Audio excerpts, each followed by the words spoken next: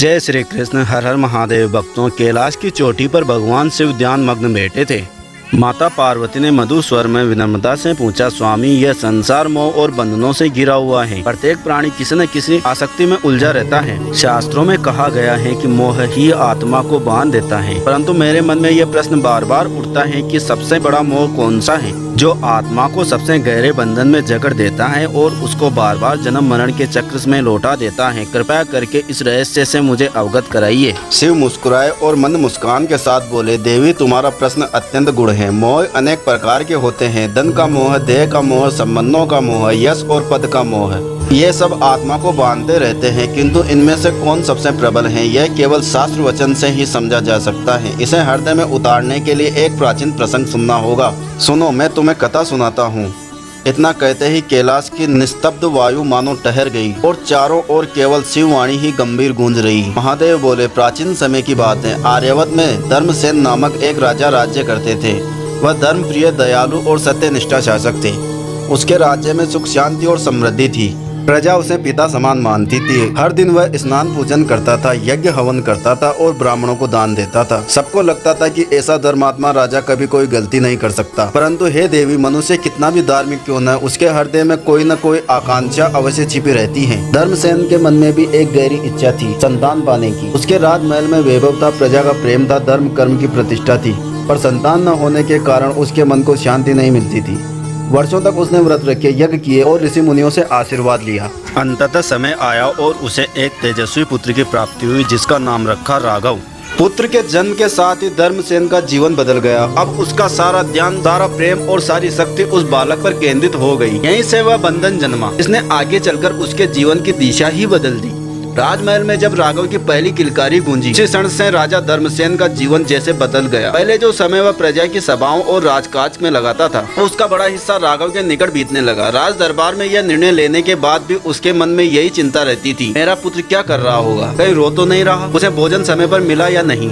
बालक राघव बहुत ही चंचल और तेजस्वी था। उसके छोटे छोटे कदम पूरे राजमहल में आनंद का संचार करते थे। जब वह राजा की उंगली पकड़कर आंगन में चलता तो राजा को लगता कि मानो उसे समस्त संसार मिल गया। रानी पद्मावती बार बार समझाती, राजन, यह पुत्र आपका है, पर यह ईश्वर की देन है, इसे उसी भाव से पालना। पर धर्मसेन का हृदय दिन प्रतिदिन मोह के दागों से बंधता जा रहा था। देवी, जब राघव ने बोलना सीखा और पहली बार पिता कहकर पुकारा, उसी क्षण राजा के नेत्रों से आंसू बह निकले। उसे लगा कि यह पुकार ही जीवन का सबसे बड़ा वरदान है। धीरे धीरे जैसे जैसे राघव बड़ा हुआ, वैसे वैसे राजा का मोह भी गहराता गया। अब प्रजा और राज्य के कल्याण में भी सब कुछ देखता, पर अंतर्मन में एक ही बात बसती, मेरा पुत्र सुखी रहे, उसे कोई कष्ट ना हो। गुरुकुल भेजने का समय आया तो गुरुजनों ने कहा, राजन, संतान का धर्म है कि वह शिक्षा के लिए गुरुकुल जाए, वहीं से उसका व्यक्तित्व निखरेगा। राजा का मन कांप गया। उसे लगा कि पुत्र से अलग होना कठिन है। धर्म और परंपरा के कारण उसने राघव को गुरुकुल भेजा। दिन रात उसके मन में यही चिंता बनी रही कि पुत्र वहाँ कैसा होगा, उसे कोई कष्ट तो नहीं होगा। देवी, यही मोह की जड़ें थी जो धीरे धीरे और गहरी होती चली जा रही। राघव के प्रति प्रेम स्वाभाविक था, परंतु जब प्रेम धर्म से ऊपर जाने लगा तो वही प्रेम मोह बनकर आत्मा को बांध देता है। वर्षों बाद राघव ने गुरुकुल की शिक्षा पूर्ण की। वह शास्त्रों में निपुण, धनुर्विद्या में पारंगत और नीति धर्म में दक्ष होकर लौटा।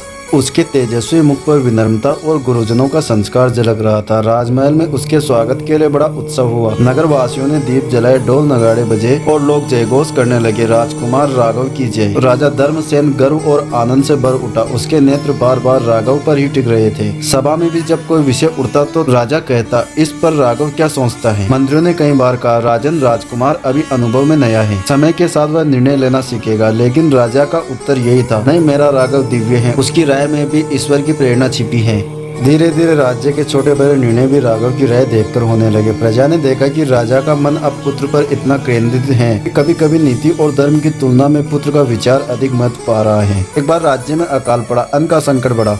मंत्रिमंडल ने कहा, राजन, हमें कोष बचाना होगा और अन्न का बंटवारा सही ढंग से करना होगा। उसी समय वैद्य ने आकर कहा कि राजकुमार राघव दुर्बलता से ग्रस्त है और उसे दुर्लभ औषधि चाहिए जो केवल दूरस्थ वन में मिलती है। मंत्रियों ने सुझाव दिया, राजन, अभी पूरा बल और धन प्रजा की रक्षा में लगाना होगा। औषधि लाने के लिए छोटा दल भेज दे। लेकिन मोह में राजा को विचलित कर दिया। उसने आदेश दिया, नहीं, राघव की रक्षा सबसे पहले है। सर्वोत्तम सैनिकों और संसाधनों को उसी कार्य में लगाओ। उसके इस निर्णय से सीमा के गांव असुरक्षित हो गए। डकैतों ने वहां आक्रमण किया और बहुत हानि हुई। देवी यही क्षण था जब धर्म और मोह आमने सामने खड़े थे। धर्म कह रहा था पहले प्रजा का कल्याण, लेकिन मोह कह रहा था पहले मेरा पुत्र। और राजा धर्मसेन ने मोह की ओर झुककर निर्णय लिया। राजा धर्मसेन के आदेश से श्रेष्ठ सैनिकों और राजकोष का बड़ा भाग उस दुर्लभ औषधि को लाने में लगाया। सेनापति स्वयं राजकुमार राघव के लिए दल लेकर व्रजधारा वन की ओर गया। कई दिनों तक सैनिक उसी कार्य में लगे रहे। अंततः औषधि लाई गई और राजकुमार स्वस्थ हो गया। राजमहल में हर्ष का वातावरण छा गया। राजा ने देवताओं को धन्यवाद दिया और प्रसन्न होकर ब्राह्मणों को दान भी दिया। लेकिन उसी समय राज्य के सीमांत गांवों से दुखभरी खबरें आने लगी। डकैतों ने कई गांवों पर हमला किया, अन्न कोठार लूट लिए, पशु चारा लिए और लोगों को मार पीट कर भयभीत कर दिया। मंत्रियों ने जब यह समाचार सुनाया तो दरबार में सन्नाटा छा गया। प्रजा के मुख से निकला, हमारे राजा धर्मप्रिय हैं, पर इस बार उन्होंने हमसे अधिक अपने पुत्र को चुना। गाँव की स्त्रियां रोती बिलखती हुई नगर में आई और बोली, राजन हम भी तो आपके बच्चे हैं, हमारी रक्षा किसके भरोसे होगी।